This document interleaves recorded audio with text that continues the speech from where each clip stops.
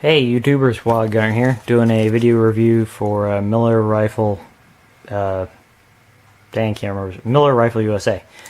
Anyways, his little talk about the Yugoslavian Mauser, which is essentially pretty darn close to a direct copy of the German 98K, which I have right here. Mine was made in 1940. It's kind of hard to see like this, but yeah, it was produced in 1940. This one was a battlefield pickup that from the Russians, because the Russians wound up stockpiling all the captured German weapons that they had, stuck them in warehouses, and basically just, you know, held on to them in case they ever needed them. Which is actually why down in Iraq and Syria and whatnot, there's actually a lot of STG-44s floating around. I mean, not a lot, but, you know, a lot more than you'll find them anywhere. You know, it's pretty much the most common place in the world to find STG-44s right now are the Middle East, because the Russians dumped them on the Middle East, you know, bunch of the insurgent groups down there. You know, whoever wanted to shoot at the Westerners or the Israelis or whoever. And, but I digress. Anyways, Germans carried this into Russia back in the day. Germans got killed. Russians took it from the Germans. Or he might have surrendered, at which point he probably got killed anyways, because survival rate for German prisoners in World War II, for the Russians anyways, was pretty freaking low. And, Russians stuck them in warehouses, covered in cosmoline, which was a bitch to get off. Stuck around till the 1990s. Well, actually all the way in, and then they started importing them into the United States. I got mine back in 2003 for $200, and it was a pretty good deal. I like it. It's definitely seen a lot of use, but to me that just adds to the history of it. This one is the 98K model, which is basically during World War I the Germans used just the Gewehr 98, and pretty much this is the exact same gun, except the rear sight piece was a little more complicated. The barrel was about maybe, you know, 3 or 4 inches longer, and the bolt was straight rather than bent. And also the Germans cut out this section of the stock to make it easier to grab the bent bolt. So basically they just took the classic Gewehr 98 and just, you know, made it a little better. And it's a great rifle. It shoots as well as I can. And I do have a lot of the surplus ammunition. I got several spam cans of this. It's a Romanian. Really heavy bullets. I think they're like 180, 190 grain or something. Very large projectile. With, well, down here for comparison, I got the, compared to the 1903 Springfield, sorry, no, the 30-06, which was fired in the 1903 Springfield, it fired a heavier projectile with less powder than the Springfield did, which gave really pretty comparable performance. I mean, this guy was a little more accurate and a little, you know, longer range, I suppose. But that was, for comparison here, I have the 30-06, the 8mm Mauser, the Russian 7.62x54R, the 7.62x30-9 from the AK, and the 5.56mm used in the AR-15s. And these three are, for all performance-wise, all intents and purposes, are pretty much identical. They all fired bullets about 30, you know, 30 caliber, and were both effective out to ranges really beyond anything your you really have any right to be trying to shoot at with iron sights. Or with, standard ammunition for that matter. But they all worked extremely well.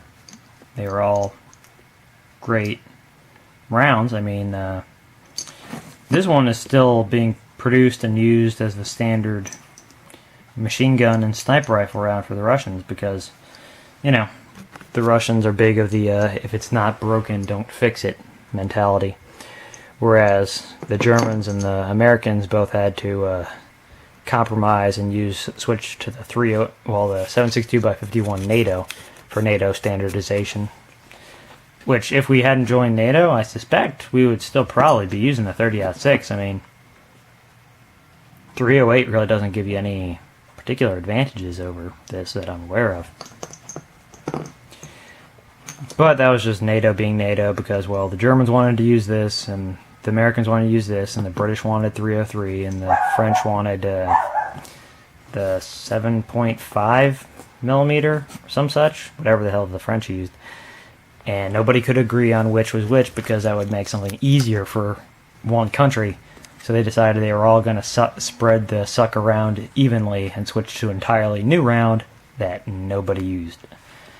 But over on the Warsaw Pact side, the Russians used this. And the Russians basically told the rest of the Warsaw Pact, hey, guess what? You're all using this now. And they said, okay, please don't crush us. And, but I digress. Great rifle. I didn't really get any extras with it. It didn't come with a sling or a cleaning kit or none of that. The original stuff, the Russians didn't really hold on to it. But I did get this guy, which is says Mauser on it. It fits on this. It's not the same style that the Germans would have issued with this, oddly enough. The 98K bayonets were missing this little bit that slides over the barrel. The reason being is they believed that messed with the harmonics. So I picked this guy up in a bazaar in Afghanistan for like $20, $25. It was years ago, I don't remember. But it does fit. Suspect it might have been from one of the older, like the World War I era Mausers. Because it's Afghanistan, you find everything in Afghanistan. It doesn't have to make sense. But, that's pretty much all I got to say about my rifle. I love the hell out of it. It's a cool piece of history. If you can find them, then I would get one. Actually, that is one last thought. Is some places you'll see they'll have these, like, spotless Mausers, just, like they were fresh out of the factory. And this is probably just my innate paranoia, but I don't trust those things at all. Because I'm a big military history buff, and at the end of the World War II, the Germans were sticking anything that went bang into the hands of the Volkssturm and just try to throw them at the Russians to slow them down, while the higher-ups were busy, incinerating evidence or fleeing to Argentina. And I mean, when I say anything, I mean everything. They were issuing out captured weapons. They were issuing out Italian Mannlicher Carcano rifles. They were issuing out World War I era, Gewehr 98s. Even some of the ones before that, like the Mauser 88, I think it was. Didn't even fire the same round as like an older, fatter bullet that nobody used anymore. So they were throwing everything that they had at them.